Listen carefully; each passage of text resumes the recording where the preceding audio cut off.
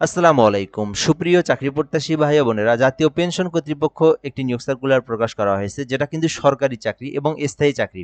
বাংলাদেশের যে কোনো নাগরিকরাই আবেদন করতে পারবেন এই নিয়োগ সার্কুলারে। তো আজকের ভিডিওতে আমি আপনাদেরকে এই নিয়োগ সার্কুলার নিয়ে সকল ধরনের তথ্যগুলো জানানোর চেষ্টা করব। সার্কুলারটি দেখতে পারেন। আরেকটা বিষয় বলে রাখি আপনাদেরকে, যারা আমাদের ইউটিউব থেকে ভিডিওটা দেখতেছেন, আপনি আমাদের চ্যানেলে নতুন হয়ে থাকলে অবশ্যই চ্যানেলটি সাবস্ক্রাইব করে রাখবেন। ফেসবুক পেজ রয়েছে আমাদের জব প্লাস বিডি, এইখান থেকে যারা ভিডিওটা দেখবেন পেজটি ফলো দিয়ে রাখবেন। আমরা বাংলাদেশের সরকারি সকল নিয়োগ সার্কুলারগুলো কিন্তু এখানে আপলোড করে থাকি। জাতীয় পেনশন কর্তৃপক্ষ অর্থ বিভাগের রাজস্ব খাতভুক্ত নিয়োগ সার্কুলার, যেখানে বলা হয়েছে বাংলাদেশি প্রকৃত যে কোনো নাগরিকেরা আবেদন করতে পারবেন। অনলাইনের মাধ্যমে আবেদন করতে হবে, npa.teletalk.com বিডির মাধ্যমে আবেদন করতে হবে। এটা ছিল মূলত বিষয়।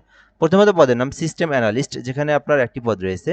শিক্ষাগত যোগ্যতা চাওয়া হয়েছে কোনো স্বীকৃত বিশ্ববিদ্যালয় হইতে কম্পিউটার সায়েন্স অথবা কম্পিউটার সায়েন্স অ্যান্ড ইঞ্জিনিয়ারিং অথবা ইলেকট্রিক্যাল অ্যান্ড ইলেকট্রনিক্স ইঞ্জিনিয়ারিং অথবা ইনফরমেশন অ্যান্ড কমিউনিকেশন টেকনোলজি সংশ্লিষ্ট যে কোনো একটি বিষয়ে যদি আপনি অনার্স পাস করে থাকেন অথবা ডিগ্রি পাস করে থাকেন, তাহলে আবেদন করতে পারবেন।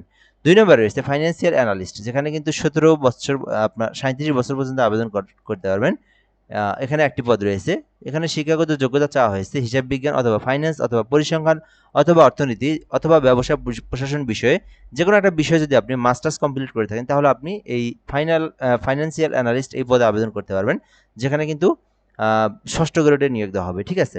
এরপরে পদ হচ্ছে প্রোগ্রামার, যেখানে একটি পদ রয়েছে। 35 বছর পর্যন্ত আবেদন করতে পারবেন। শিক্ষাগত যোগ্যতা চাওয়া হয়েছে কম্পিউটার সায়েন্স অথবা কম্পিউটার সায়েন্স অ্যান্ড ইঞ্জিনিয়ারিং অথবা ইলেকট্রিক্যাল অ্যান্ড ইলেকট্রনিক্স ইঞ্জিনিয়ারিং অথবা ইনফরমেশন অ্যান্ড কমিউনিকেশন টেকনোলজি সংশ্লিষ্ট বিষয়ে 4 বছর মেয়াদী যারা অনার্স পাস করেছেন অথবা ডিগ্রি পাস করেছেন, তারা কিন্তু এই প্রোগ্রামার পদে আবেদন করতে পারবেন, যেটাতে কিন্তু ষষ্ঠ গ্রেডে নিয়োগ দেওয়া হবে। এছাড়াও ব্যবস্থাপক পদে ষষ্ঠ গ্রেডে নিয়োগ দেওয়া হবে। 37 বছর পর্যন্ত আবেদন করতে পারবেন, একটি পদ রয়েছে।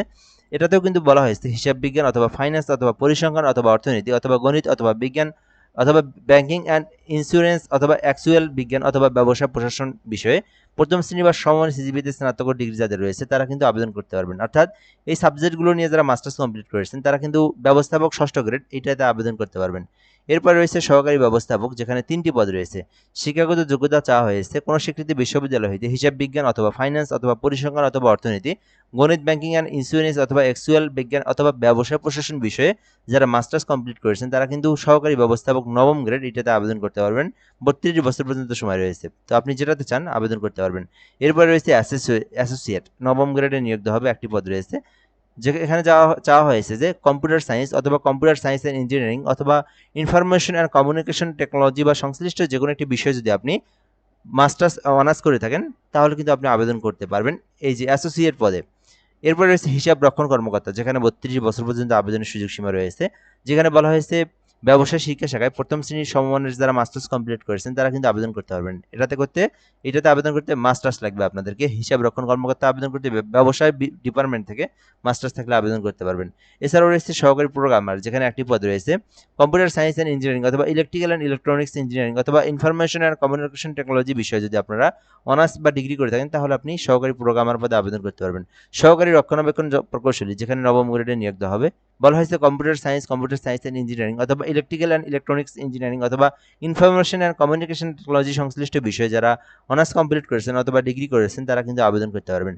তো এই নিয়োগ সার্কুলারগুলোর মধ্যে আপনার শিক্ষাগত যোগ্যতা অনুযায়ী আপনি যে পদে চান আবেদন করতে পারবেন। ঠিক আছে। আবেদন করতে বয়সটা কিন্তু দেওয়াই রয়েছে। শেষে বয়স অনুযায়ী শীর্ষে পদে আবেদন করবেন। এরপরের বিষয় হচ্ছে আপনি মূলত কিভাবে আবেদন করবেন। আবেদন করার প্রসেসটা আমি আপনাদেরকে বলে দিচ্ছি। তো আবেদন করতে প্রথমে আপনাদেরকে অনলাইন অ্যাপ্লিকেশন পোর্টাল সার্ভিসে যেতে হবে, যেখানে আপনাকে npa.teletalk.com বিডি লিখে সার্চ করতে হবে। সো ওখানে সার্চ করলে আপনার সামনে ফর্ম চলে আসবে। ফর্মের মধ্যে আপনার সকল পার্সোনাল তথ্য, এডুকেশনাল কোয়ালিফিকেশন, এই 300x300 পিক্সেলের ছবি এবং স্বাক্ষর, এগুলো দিয়ে আপনাকে আবেদনটা সাবমিট করতে হবে এবং এই আবেদনটা আপনারা 20 জুন পর্যন্ত করতে পারবেন। আবেদনটা সাবমিট করার পর সরকারি ফি জমা দিবেন। 1 থেকে 9 এর মধ্যে যে পদে আপনি আবেদন করেন 223 টাকা আপনাকে সরকারি ফি জমা দিতে হবে। প্রসেসটা হচ্ছে এনপিএ ইউজার আইডি দেন 163 নাম্বার সেন্ড করে দিবেন।